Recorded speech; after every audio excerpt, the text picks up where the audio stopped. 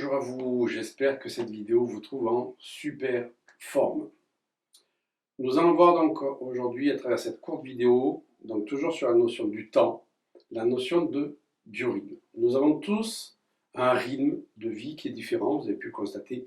Certains sont du matin, certains sont du soir.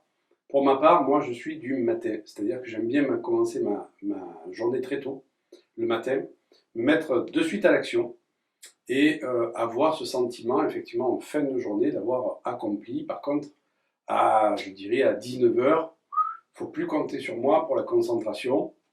Je pourrais le faire, mais je sens que si je le fais après avoir travaillé toute la journée, je tire sur mes circuits et c'est pas ok, ça peut engendrer effectivement des maux de tête, bien que je ne sois pas sujet aux maux de tête, mais ça peut entraîner vraiment de la fatigue psychique. Donc, déterminer son rythme, c'est super important, son biorhythme, c'est super important. Pourquoi? Parce que ça va vous permettre, effectivement, après avoir priorisé, je dirais, vos tâches, de faire passer cette tâche prioritaire, je dirais, dans le cadran de votre biorhythme. C'est-à-dire que moi, je ne vais pas m'amuser, par exemple, à attaquer quelque chose que je ne maîtrise pas trop, où il faut beaucoup de concentration. Je sais que je dois mettre plus de concentration à l'élaboration de cette tâche plutôt qu'à quelque chose que je sais faire. C'est quelque chose qui est nouveau pour moi, donc il va falloir que je l'aborde plus lentement. Je ne vais pas m'amuser à faire ça le soir à 19 heures. Pour moi, ça n'aurait pas de sens. C'est quelque chose vraiment où je vais m'y atteler en début de matinée ou tôt le matin, parce que je sais que mon énergie, mon peak hour, il est là, à ce niveau-là. Donc, cette tâche qui est la plus difficile, je vais l'attaquer le matin. Et je dirais quelque part, entre guillemets, c'est une chance pour moi parce que le fait de me débarrasser de cette tâche-là, pas dans le sens de m'en débarrasser, mais le fait de l'avoir exécutée, fait que je vais effectivement avoir déjà un sentiment d'accomplissement, de fierté. Et cette énergie-là, eh bien, va me servir pour élaborer le reste des tâches en me disant waouh, tu as déjà liquidé ça, le reste c'est du bonus. Si c'est le soir, eh bien, ça sera autrement, bien entendu. Ça, notre biorhythme, eh bien, il appartient à chacun et on ne peut pas comparer le biorhythme de quelqu'un au biorhythme de quelqu'un d'autre. Néanmoins, c'est quelque chose qu'on peut effectivement, je dirais, améliorer. Il y a des personnes qui, par exemple, ont du mal le matin à se mettre en route, ont besoin d'un café, ont besoin effectivement, je dirais, de toxines pour se mettre en route. Ça, c'est souvent relatif à l'état énergétique du foie. On va le voir dans le pôle énergétique, bien sûr, sur la forme, sur la santé, sur l'énergie.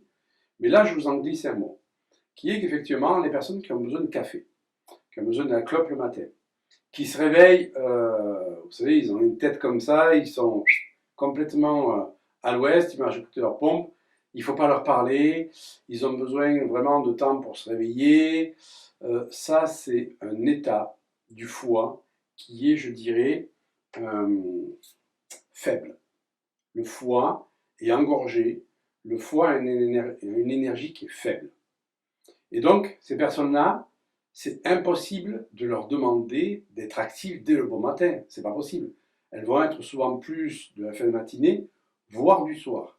Et je peux vous assurer, c'est vraiment lié à l'état énergétique du foie. Ça veut dire que si vous drainez votre foie, et on verra comment il faut faire dans le niveau énergie, si vraiment vous prenez soin de la santé de votre foie, déjà je dirais, en allégeant le repas du soir, par exemple, en ne consommant pas d'alcool le soir, en le prenant plus tôt, en évitant les graisses, les produits laitiers, vous allez déjà ménager votre foie et vous verrez que le matin, vous aurez une meilleure énergie. Donc, comme je l'ai promis, on verra tout ça dans Pôle énergie. Mais déjà, c'est important de le glisser parce que ça fait partie de notre biorhythme. Et notre biorhythme dépend aussi de l'heure à laquelle on se couche. Il dépend aussi de notre mode alimentaire et de notre hygiène de vie. C'est-à-dire que quand vous allez faire du sport, par exemple, eh bien, vous allez vous apercevoir que plus vous allez faire du sport, plus vous allez être du matin. Pourquoi? Parce que vous dynamisez l'énergie de votre foie en faisant du sport. Le foie dans le corps, on peut le comparer un peu à l'alternateur. C'est-à-dire que nous avons effectivement dans notre corps des batteries. Les batteries, c'est les reins. Les reins, c'est je dirais, les organes qui viennent au niveau énergétique puiser l'énergie de la Terre et venir condenser, venir concentrer cette énergie de la Terre. On la concentre dans nos reins.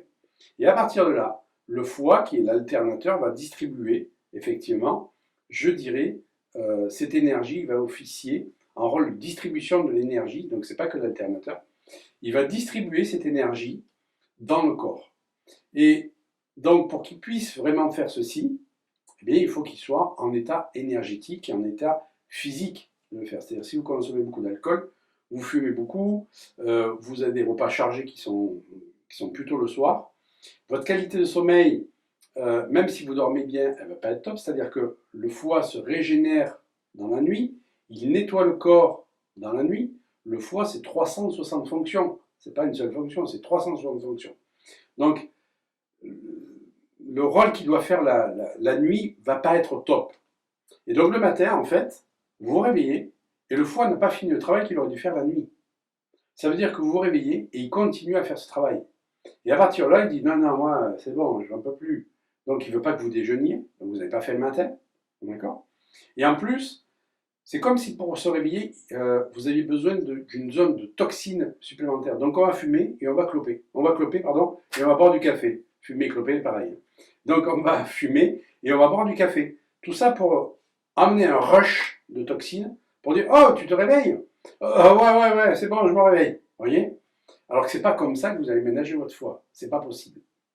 Donc on verra effectivement qu'on peut prendre des cures de citron à certaines saisons, etc. pour dynamiser votre foie. Mais dites-vous bien que le biorhythme que vous avez, effectivement, il peut se moduler à partir du moment où on va prendre soin de sa santé.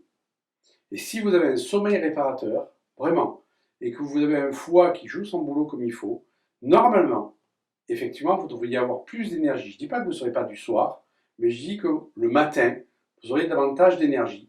Donc, vous serez quand même, entre guillemets, plus compétitif. Vous aurez plus de temps dans votre journée pour faire les choses si vous prenez soin de votre santé, de votre hygiène de vie. Donc, faire attention à sa nourriture, avoir une hygiène de vie qui soit convenable, c'est-à-dire pratiquer une activité sportive régulière. Je ne dis pas d'aller faire des marathons, je ne suis pas quelqu'un qui fait des marathons, mais je vais marcher journalièrement pour effectivement m'oxygéner, etc. etc. Ce sont vraiment des clés qui vont vous permettre, en prenant du temps pour vous, de gagner du temps dans votre journée. Donc une des bases pour vraiment gagner du temps dans sa journée et mieux gérer son temps, c'est pas de courir après le temps. Parce que là, vous allez vous épuiser. Et on ne peut pas avoir toujours le frein, je dirais le pied sur l'accélérateur. C'est vraiment le fait de prendre du temps pour vous. Le fait de prendre du temps pour vous, ce n'est pas du temps perdu. C'est du temps où vous allez vous régénérer. C'est du temps où vous allez vous nourrir. C'est du temps où vous allez sécréter certains neurotransmetteurs qui vont vous aider à faire mieux le travail que vous avez à faire, les tâches que vous avez à faire. Et donc, vous rendre plus concentré, plus focalisé, plus compétitif, quelque part, sur le temps qui vous reste imparti. Donc, nous sommes un tout. Nous ne sommes pas effectivement qu'un cerveau, qu'un corps, qu'un cœur. Nous sommes un tout. Et quand on prend soin d'un des pôles, eh bien, ça nous amène à prendre soin des autres. Et quand vous prenez soin de votre corps, eh vous allez prendre soin de votre psychisme. Vous allez prendre soin aussi de vos émotions, de votre ressenti, etc. Donc c'est vraiment important de comprendre que nous sommes une globalité comme ceci et qu'il faut prendre soin de cette globalité. Et donc quand on veut effectivement mieux gérer son temps, eh bien ça demande de prendre du temps pour soi. On a vu les rituels du matin, du soir. De vraiment prendre soin de son alimentation, de prendre le temps de manger, de prendre après avoir mangé un petit temps de pause, d'accord, va vous permettre d'être plus actif l'après-midi. Vous avez des personnes, elles arrivent à 11 h, il n'y a plus personne.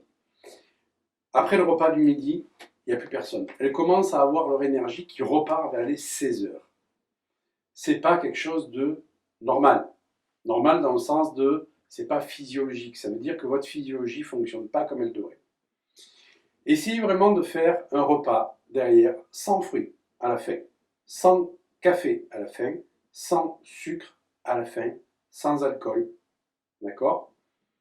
Et regardez l'énergie que vous avez par rapport au repas où vous prenez de l'alcool, un dessert, des fruits, par exemple. Il y a beaucoup de personnes qui souffrent sans le savoir de ce qu'on appelle l'hypoglycémie réactionnelle. On verra ça aussi dans le module énergie. Mais quand on souffre d'hypoglycémie réactionnelle, ça veut dire qu'on a besoin de sucre pour fonctionner. Et quand on a mangé ce sucre, eh bien on descend plus bas, je dirais en glycémie, et on descend plus bas en énergie. Et il va falloir un moment pour que cette énergie remonte. Et je souffrais de ça, moi, il y a longtemps, avant que j'apprenne tous ces schémas-là, quand je faisais mes études, hein, donc je dis, je devais avoir 25 ans, je souffrais de manger du sucre à midi et de plus avoir d'énergie jusqu'à 4 heures, voire 5 heures. J'étais comme ça. Je me dis, mais qu'est-ce qui passe? Et en fait, je me suis aperçu, j'ai compris après, que ça induisait chez moi une faiblesse du pancréas.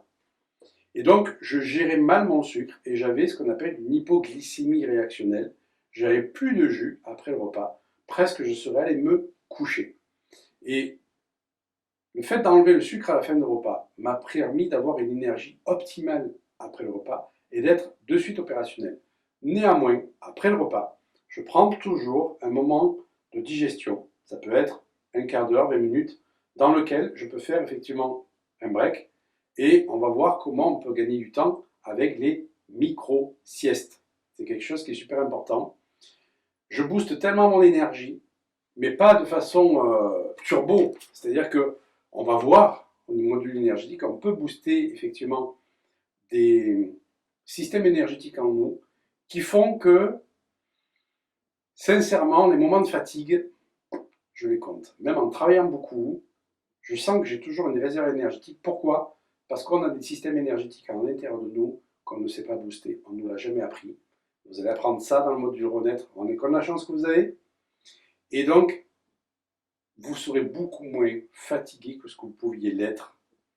Néanmoins, je vous apprends la micro-sieste. C'est quelque chose de super intéressant. Vraiment. Il ne s'agit pas d'aller dormir une heure hein, après le repas, bien entendu. Parce que vous risquerez de vous réveiller encore plus mal que ce que vous êtes couché. Je ne fais plus ces micro-siestes, je n'en ai plus l'utilité, mon corps n'en a plus besoin. Je peux récupérer comme ça, grâce à ces systèmes énergétiques internes. Vous allez l'apprendre. Néanmoins, dans les prochaines vidéos, on va voir que faire des micro-siestes, c'est quand même super intéressant.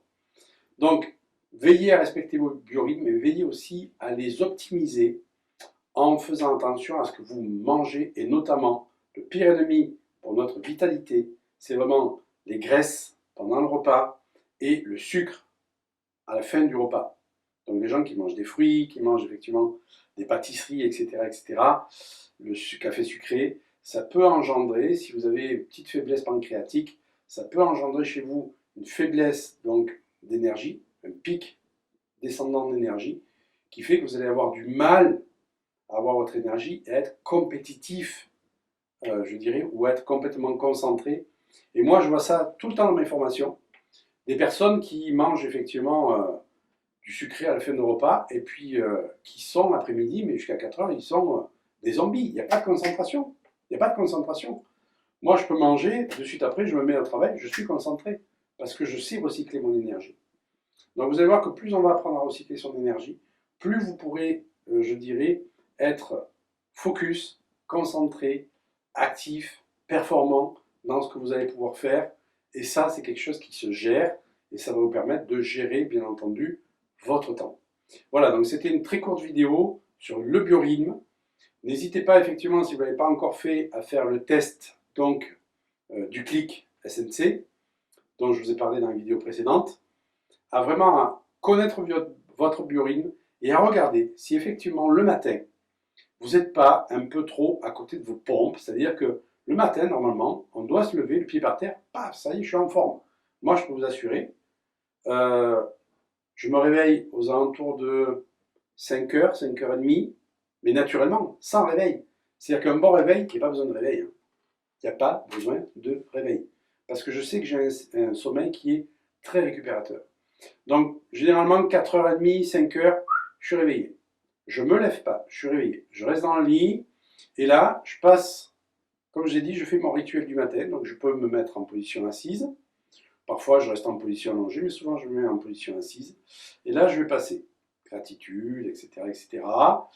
Il peut m'arriver de me rallonger, je ne me rendors pas, mais je me rallonge pour effectivement planifier ma journée. 6 heures, je me lève, voire 5h30, je vais faire une méditation, plus ou moins longue, respiration, recyclage de l'énergie, 6 heures, 6h30, ça y est, je suis parti, je suis actif. Mais je pourrais être actif dès 4h30, 5h, c'est pas un souci. Je n'ai pas besoin de café, je ne bois pas de café. Je n'ai pas besoin de clope, je ne fume pas. Un verre d'eau, effectivement, le matin. Je ne vais pas déjeuner d'emblée. Souvent, je ne déjeune pas, ou je peux déjeuner à 8h, selon l'humeur.